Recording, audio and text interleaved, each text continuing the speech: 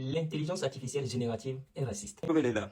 Prompt, génère l'image d'un homme en train de couper du bois. Génère l'image d'un homme noir en train de couper du bois. Dans cette vidéo qui date d'hier, j'ai parlé d'un sujet, la génération d'images par l'intelligence artificielle. J'ai employé un thème, raciste. J'ai dit que l'intelligence artificielle est raciste et vous avez mal pris. C'est très bien, moi le but était là. J'ai employé sciemment ce mot, ce terme pour vous attirer, pour attirer votre attention sur le sujet. Moi, en tant qu'ingénieur, je ne me permettrai pas d'accuser un système de raciste gratuitement comme ça. Mais bon, le thème est bien employé avec exagération. Je l'avoue que je l'ai fait exprès pour attirer votre attention sur le sujet. Maintenant, moi, j'avais déjà une réponse à ça. Je vous partage ma réponse. J'ai même commencé par en parler dans l'autre vidéo.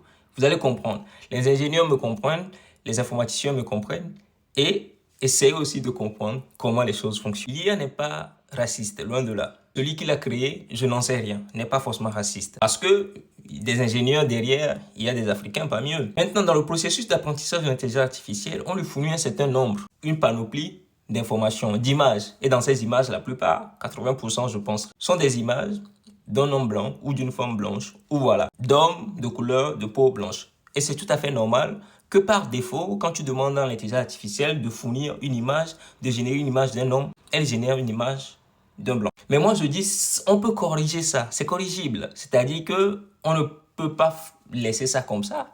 Parce que quand on parle d'un homme, ça peut être un homme asiatique, africain, français, européen, tout ce que vous voulez, ou sud-américain. Il y a deux solutions. La première solution, et l'intelligence artificielle le sait, ou bon, ceux qui travaillent là-dessus, ceux qui sont les créateurs. OpenAI travaille là-dessus, ce sujet d'ailleurs. Si vous cherchez les articles, vous allez trouver. La première solution, c'est que quand on demande à l'intelligence artificielle de générer un homme, un humain, une femme, ou un homme, un enfant, de générer plusieurs images à la fois. 3-4 images en considérant les différentes races. Blanc, noir, un peu plus foncé, moins foncé. Comme ça. Et après, de demander à l'utilisateur si il préfère tel ou tel.